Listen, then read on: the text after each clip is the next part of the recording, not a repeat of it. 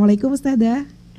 Waalaikumsalam warahmatullahi wabarakatuh. Mbak Reza. Alhamdulillah. Sehat gak Ustazah pagi hari ini? Alhamdulillah. Insyaallah. Alhamdulillahirrahmanirrahim. Ustazah, untuk pagi hari ini pembahasannya adalah pertolongan Allah, cahaya dalam kegelapan. Saya persilakan Ustazah Maisyarah. Iya. Terima kasih Mbak Reza dan seluruh pendengar Mutiara Pagi RRI Malang di mana saja berada. Bismillahirrahmanirrahim. Alhamdulillahi rabbil alamin. Wassalatu wassalamu ala asyrafil anbiya'i wal mursalin wa ala alihi wa ashabihi wa man tabi'ahum bi ihsani ila yaumiddin. Raditu billahi rabba wa bil islami dina wa bi muhammadin nabiyya wa rasula. Rabbi zidni ilma warzuqni fahma.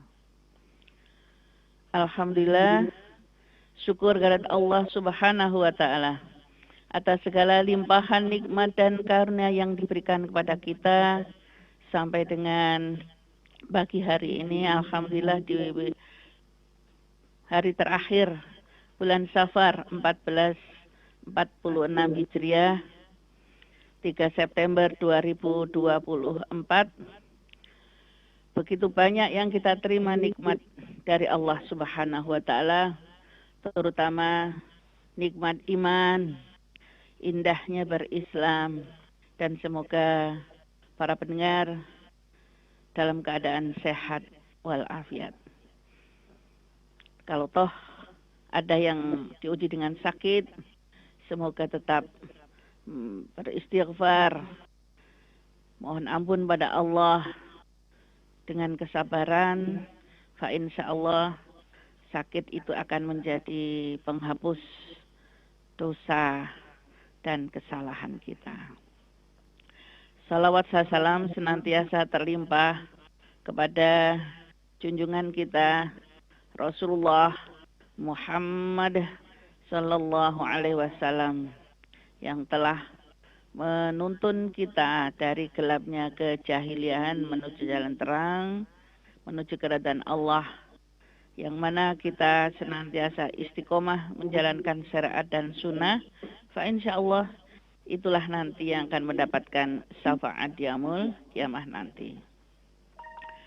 Para pendengar, banyak hal dan permasalahan yang datang dan pergi dalam kehidupan kita. Silih berganti, kadang sedih, gembira, bahkan mungkin cemas, ada bahagia, mungkin juga khawatir. Itu senantiasa menyelimuti kehidupan kita. Namun, sebagai orang muslim yang mengaku beriman kepada Allah dan hari akhir, maka segala sesuatunya kita sandarkan kepada Allah Subhanahu wa ta'ala. Inna lanan suru rusulana walladzina amanu fil hayati dunya wa yauma yaqumul ashhad. Sesungguhnya kami akan menolong rasul-rasul kami dan orang-orang yang beriman dalam kehidupan dunia dan pada hari dihadirkannya para saksi nanti di hari akhir. Itu sudah dituangkan oleh Allah Subhanahu wa taala di dalam surat Ghafir atau surat Mukmin ayat 51. Nah, inilah menjadi pedoman kita dari ayat ini bahwa Allah telah bersumpah, bisa dikatakan, berjanji kepada seluruh hambanya yang beriman, yaitu akan menjadi sumber kekuatan dan harapan bagi setiap insan yang tengah menghadapi ujian dan cobaan hidup. Para pendengar sekalian yang berbahagia, sungguh pertolongan Allah tidak akan pernah putus. Karena memang Allah itu maha kuasa. Segala sesuatu yang berada di di bawah kekuasaannya tidak ada satupun masalah yang terlalu besar dan rumit baginya. Inna ma'al usri yusra. Inna ma'al usri yusra. Maka sesungguhnya setelah kesulitan ada kemudahan. Sesungguhnya beserta kesulitan ada kemudahan. Bukankah ayat ini yang senantiasa menjadi hafalan kita, menjadi penyemangat kita untuk senantiasa yakin bahwa pertolongan Allah sangat dekat.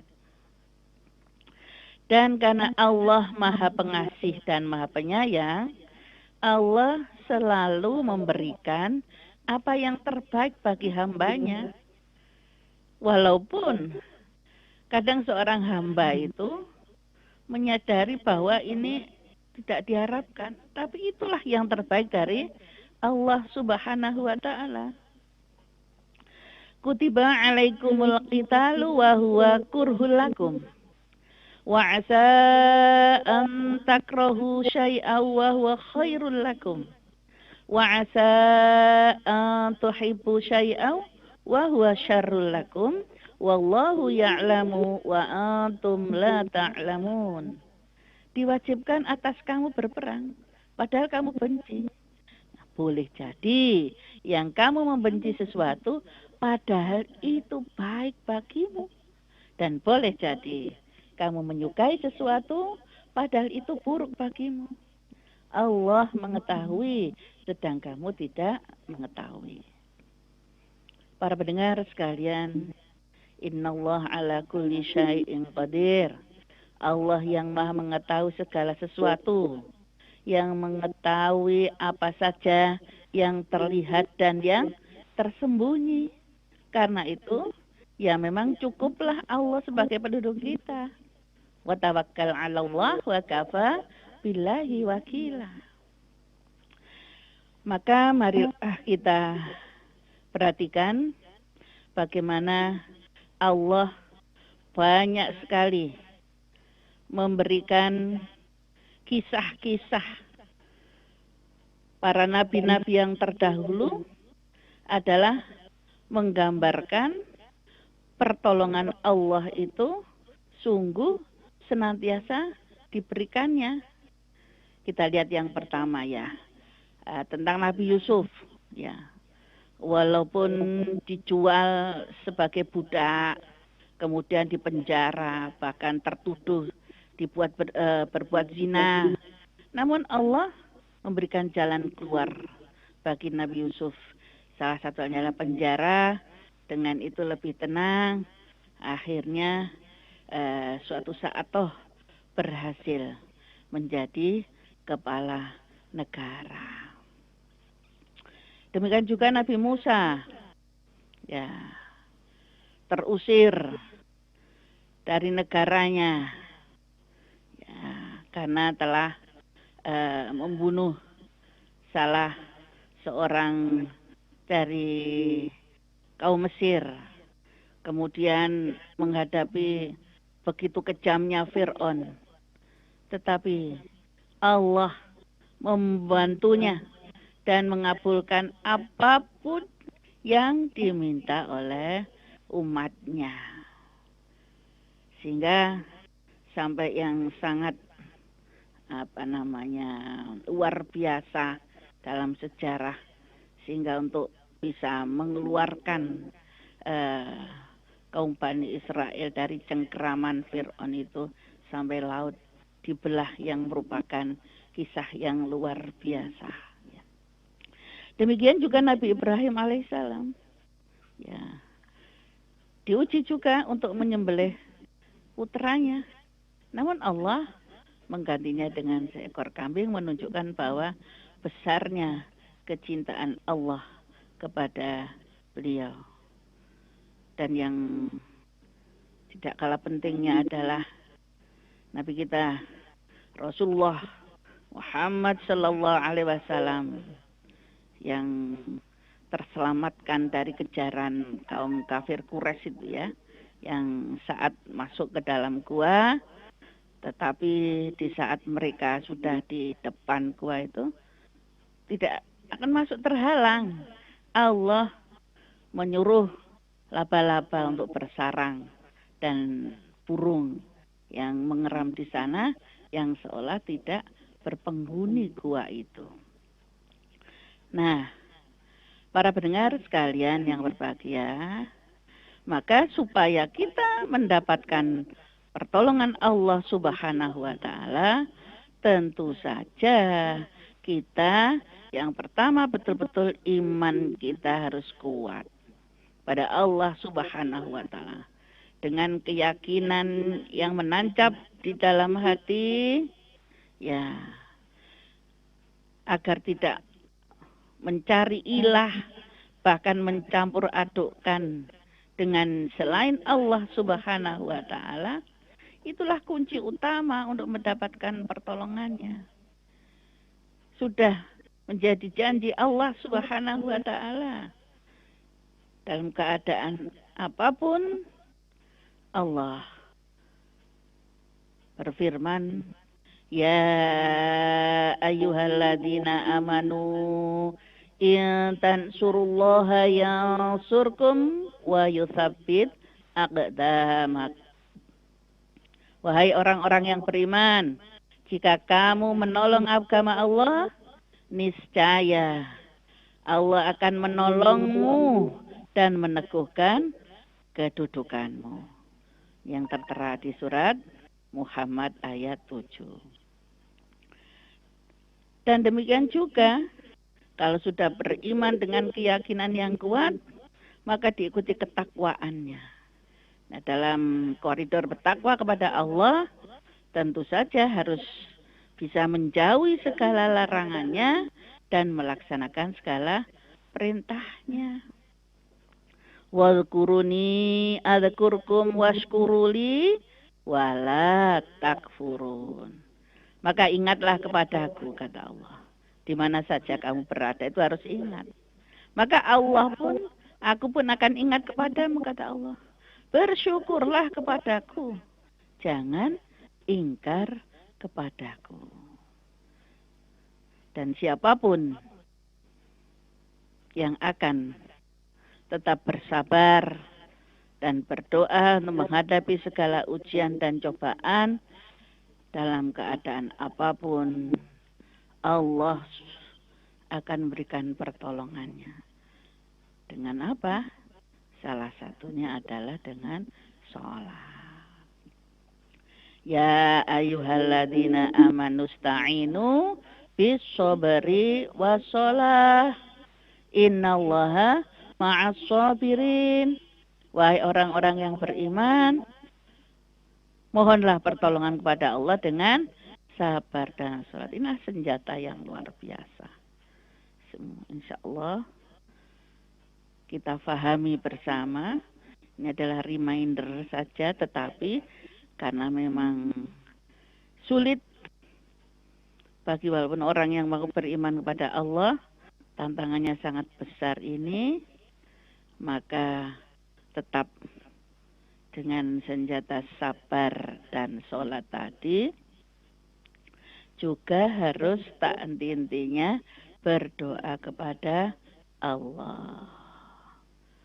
Wa qala rabbukum ud'uni astajib lakum innal ladzina yastakbiruna an ibadati sayadkhuluna jahannama dakhirin. Allah berfirman, berdoalah kepadaku. Niscaya akan aku perkenankan bagimu apa yang kamu harapkan. Sesungguhnya orang-orang yang menyombongkan diri, tidak mau beribadah kepadaku, akan masuk jahanam dalam keadaan terhina. Para pendengar sekalian yang berbahagia, maka insya Allah diikuti dengan ibadah dengan khusyuk dan tentunya istiqomah dengan kedekatan diri kepada Allah Subhanahu wa taala, maka Allah akan menurunkan bala tentaranya untuk menjadi penggembira dan penolong kita. Innalladzina qalu rabbuna Allahu tsumma istaqamu tatanazzalu alaihimul malaikah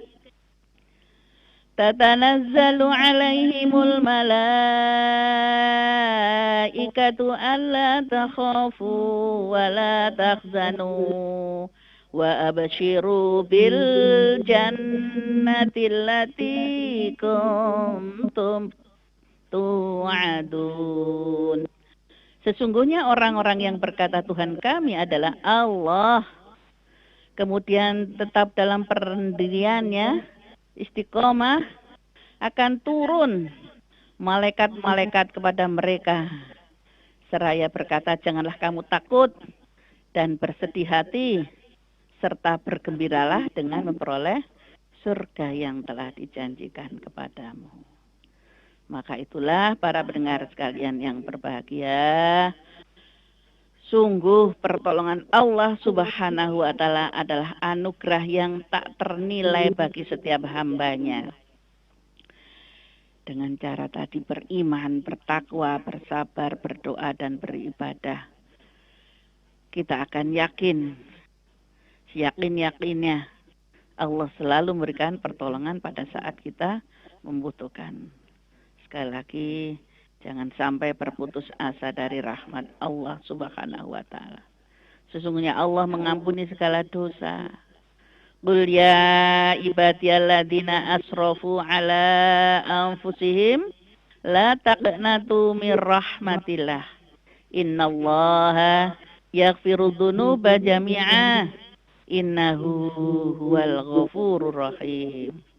Katakanlah, wahai hamba-hambaku yang melampaui batas dengan menzalimi diri sendiri, janganlah berputus asa dari rahmat Allah.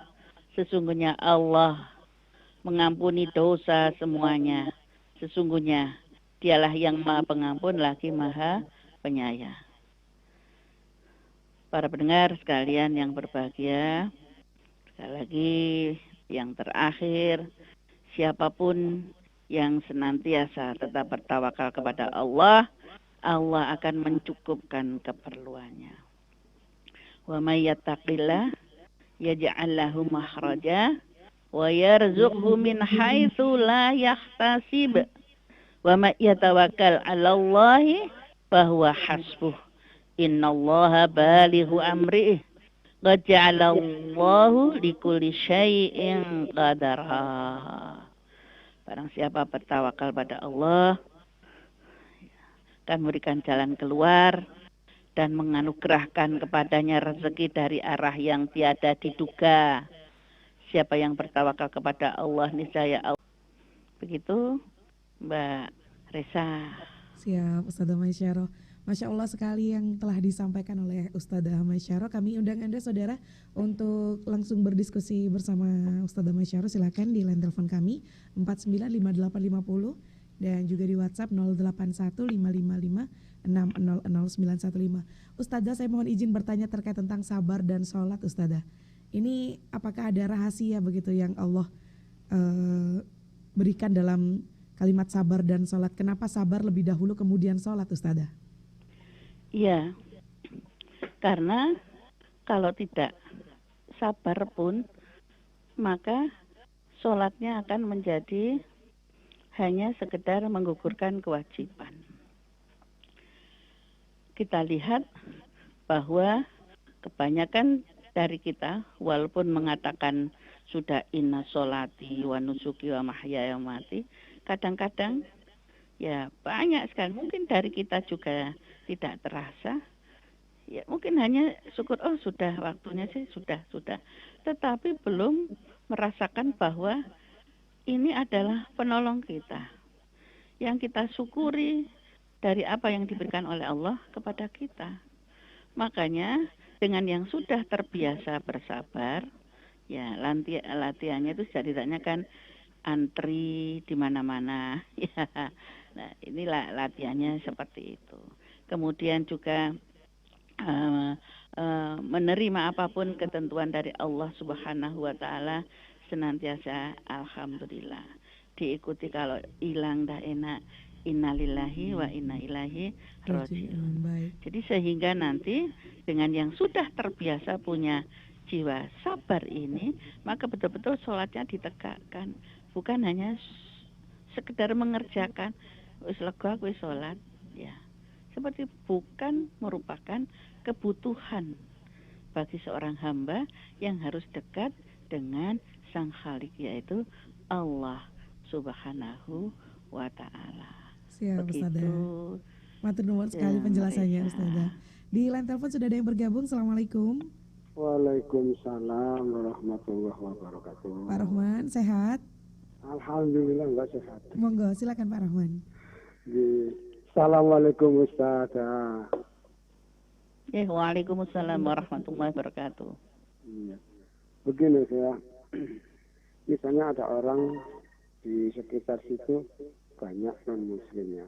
Ada satu orang Islam yang selalu diteror. Nah, tujuan mereka agar tidak kerasan domisili di situ karena banyak non-muslimnya. Yang misalnya menjadi pertanyaan, hukumnya bagaimana kalau ada orang Islam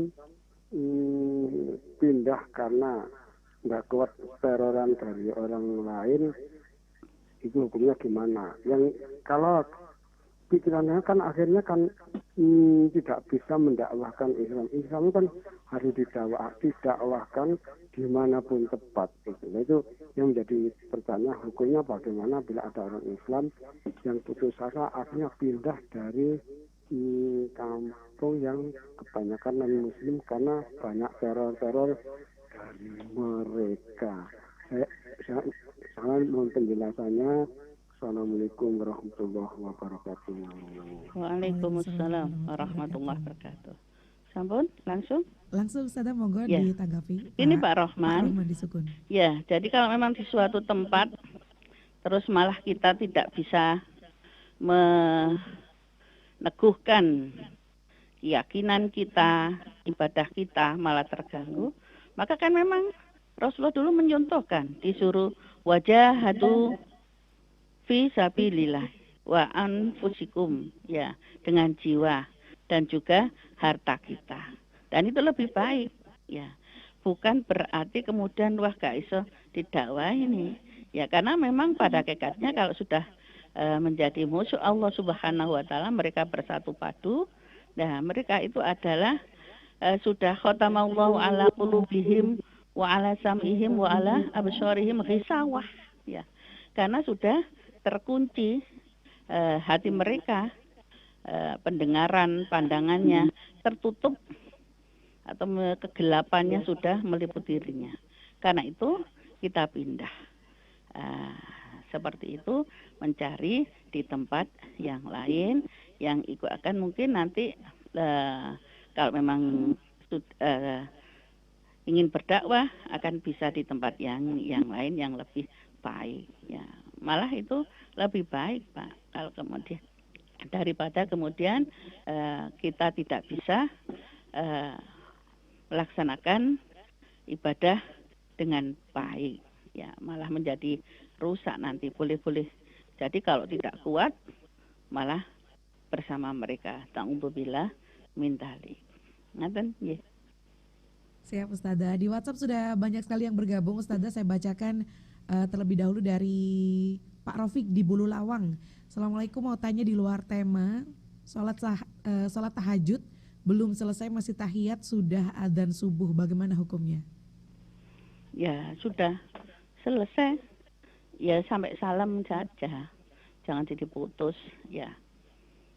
Makanya kalau seperti ini kita sikapnya bagaimana, bahwa waktunya dilihat, kira-kira tinggal sekian dan kita bersyukurkan di lingkungan kita itu ada tarhim, itu menjadi tanda bahwa subuh akan segera tiba. Maka kalau sudah ini ya, cukupnya adalah setidak-tidaknya kalau betul-betul khusyuk itu ya hanya 2 rakaat saja, atau witirnya cuma 1, ya jangan dilanjut sampai banyak. Nah, atau sebelum tidur, bahkan setelah sholat isya kita pakai sholat witir, ya sehingga nanti kalau malam bangun sudah tidak memakai witir lagi. Nggih, jadi itu untuk menyikapinya. Jadi dilihat waktunya. Sekarang subuh sudah mulai mendekat. Maksud saya agak pagi, ya, sehingga kalau kemudian sudah tarhim itu, ya cukup. Jadi yang menjadi minimalis, tahajudnya 2, witirnya 1. Jangan diteruskan sudah banyak, nanti malah itu tadi sudah adzan. Tapi kalau memang sudah adzan, ya sampai salam saja, beristighfar pada Allah, ya Allah ketun roka oleh sholat bengi. Siap Ustazah. Kembali kami terima di line telepon Ustazah. Assalamualaikum. Waalaikumsalam Mbak Riza. Monggo Mas Faris di Batu ya. Silakan Iya. Mas Faris dengan Ustazah Maisyaro. Oke, selamat pagi Ustazah. Waalaikumsalam warahmatullahi. Iya, ini kan tadi temanya minta pertolongan sama Allah ya. Ini kebetulan kakak ipar saya lagi dikasih ujian sakit ya. Itu kena kanker ganas. Itu cara mendoakannya gimana? Itu sampai sekarang masih dirujuk di rumah sakit RSU itu. Mbak Riza, kalian Ustazah matur nuwun sangat. Assalamualaikum. Waalaikumsalam warahmatullahi wabarakatuh. Dari Batu ya. Ustazah. Yang pertama tipnya, 1, banyak beristighfar kepada Allah Subhanahu wa taala ya, Mas Faris. Kemudian yang kedua, pakai doanya Nabi Ayub di surat Al-Anbiya ayat 83. Ya. Surat ke-21 ayat 83, pendek. Ya, catat aja ayatnya ini. Ya, ani masaniyaduru wa anta arhamur rahimin. Ya Allah, Engkaulah yang memberiku penyakit, maka hanya Engkaulah yang Maha Pengasih lagi Maha Penyayang. Ya, ini baik dari keluarga maupun terutama kakaknya sendiri, si pasien sendiri yang tidak henti-hentinya berdoa. Ya, sambil yang sakit itu dipegangi terus itu membaca itu. Ya, sambil diikuti istighfar ya, diikuti doa Nabi Ayub ini. Dan yang ketiga, bersedekah. Banyak ini contoh-contoh dengan bersedekah, maka yang akan bisa membantu menghilangkan segala macam penyakit. Karena ada hadis yang mengatakan bahwa barang siapa bersedekah pada pagi hari, maka bala tidak akan datang sampai pada sore harinya. Demikianlah begitu seterusnya. Ya. Nah, utamanya tadi karena pendek, insya Allah bisa dihafal surat Al-Anbiya surat ke-21 ayat 83. Mas Faris ya. Siap, Ustazah. Tapi diupayakan itu tetap ada infak sedekah. Yeah. Baik, Pak Bukhori Ustazah dari Donomulyo. Assalamualaikum, kurang kusukkah kami, doanya kok belum dikabulkan. Tapi baik, terlepas di line telepon bisa dicoba lagi untuk bergabung bersama kami di 4958850. Ini Pak Bukhori Ustazah. Pak Bukhori. Ya. Sebelum Ustazah Nun Sewu, sebelum menjawab Pak Bukhari nggih, kita ada yang masuk di line telepon nggih. Assalamualaikum. Waalaikumsalam. Monggo Pak Hasim di Sampang, betul? Apa? Pak Hasim. Hasim ya di Sampang. Monggo silakan Pak Hasim. Assalamualaikum Ustazah Maisyaro. Waalaikumsalam warahmatullahi wabarakatuh. Assalamualaikum. Waalaikumsalam warahmatullahi wabarakatuh. Monggo silakan Pak Hasim. Assalamualaikum. Waalaikumsalam Pak Hasim. Salam warahmatullahi. Putus-putus suaranya. Baik, bisa diterima sekarang Pak Hasim dengan baik? Aku pengen tanya, bagaimana? Ya. Halo, Silakan Pak Hasim. bagaimana kalau orang ketiduran setelah sholat isya, tahunya bangunnya jam 11, apakah bisa kalau bangun jam 11 tahajud? Baik, Dan siap. Ustazah dan terima kasih. Assalamualaikum. Waalaikumsalam warahmatullahi Waalaikumsalam wabarakatuh. warahmatullahi wabarakatuh. Pak Baik, Hasim di Sampang. terima kasih Pak Hasim dari Sampang. Untuk doa yang belum terkabul, ya harus terus. Jangan berputus asa tadi. Satu, boleh jadi Allah senang mendengar doa kita, lantunan doa kita. Dan dengan belum terkabulkan akan semakin bersemangat. Ya. Kemudian boleh jadi juga mungkin masih ada hal-hal lain yang masih belum terselesaikan.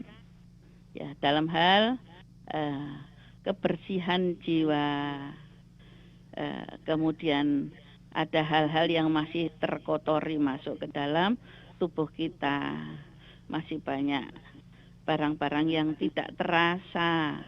Itu adalah masih ada haknya orang lain. Ya, jadi seperti itu. Kalau toh sudah, ya semuanya sudah terselesaikan, tapi kok belum terkabulkan, ya terus saja.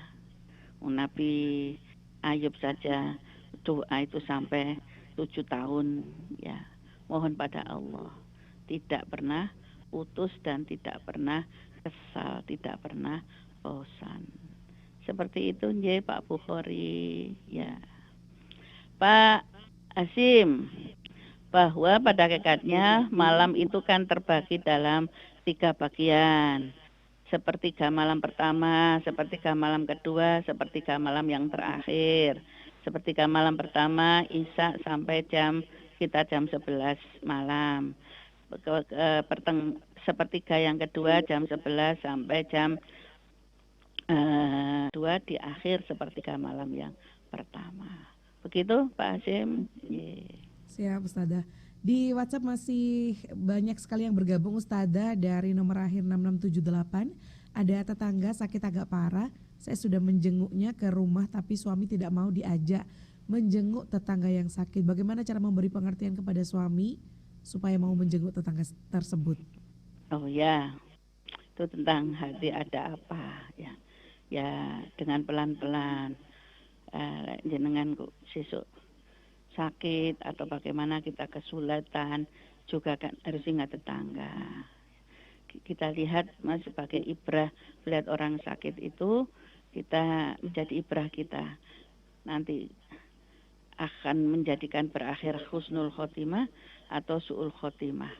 Selain itu, Mas, ya, tapi dengan bijak ya, Bu, ya, bahwa dengan kita menjenguk orang sakit, perjalanan langkah kaki kita dari rumah sampai ke rumahnya akan menjadi penghapus dosa. Dosa kita kan sih banyak ya, Mas ya. Ayo supaya terhapuskan. Ya, kalau belum kerso ya jangan dipaksa, Bu. Suatu saat nanti Allah akan memberikan hidayah pada beliau, doakan saja. Ye. Baik, siap.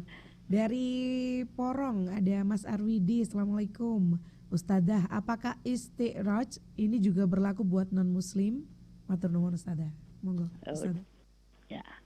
Ya boleh jadi ya. Karena kan mereka mengatakan tidak beriman kepada Allah. Dan itu diberi kehidupan juga yang baik. Selama memang sesuai dengan aturan Allah. Jadi barang siapa yang berbuat baik kan akan mendapatkan imbasnya. Tetapi di akhirat tidak mendapatkan apa-apa.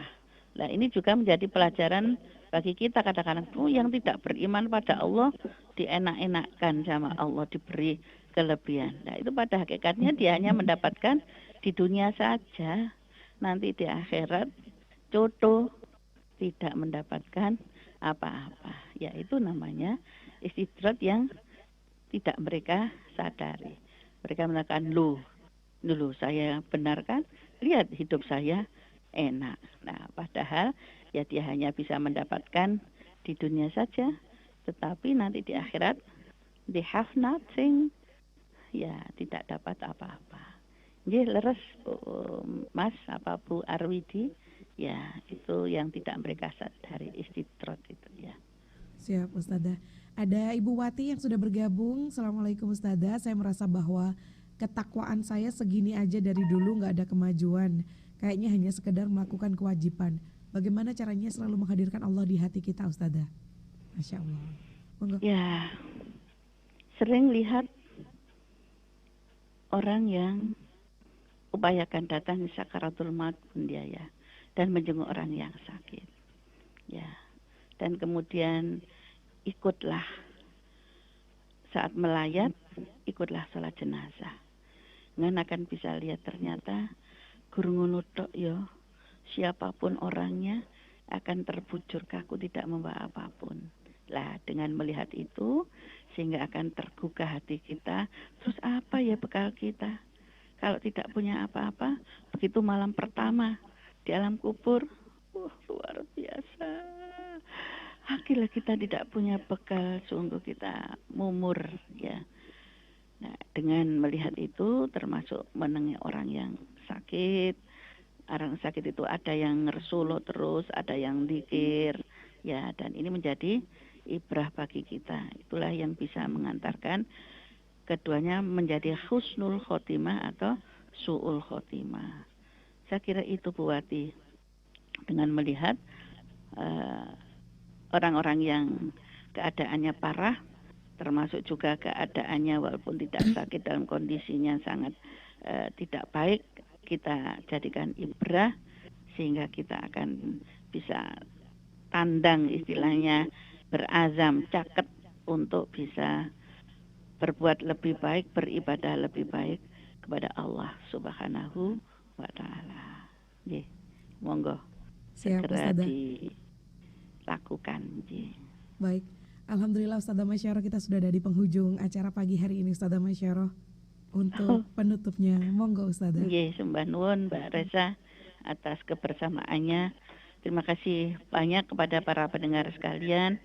Maka sekali lagi di antara segala sesuatu permasalahan yang meliputi kita, dan itulah memang yang sudah menjadi sunatullah, tidak akan dibiarkan siapapun yang mengatakan aku sudah beriman kepada Allah, pasti akan diuji, pasti akan dilihat seberapa kedekatan dan kecintaan kita kepada Allah. Tetapi selain itu Allah kan sudah berjanji, sudah menyediakan solusinya. Tidak ada tanpa solusi. Inna ma'al usri yusra. Sesungguhnya setelah kesulitan maka akan ada kemudahan. Nah, inilah yang menjadi. Nah, kita pasti pertolongan Allah itu dekat. Innallaha ma'ana. Ya.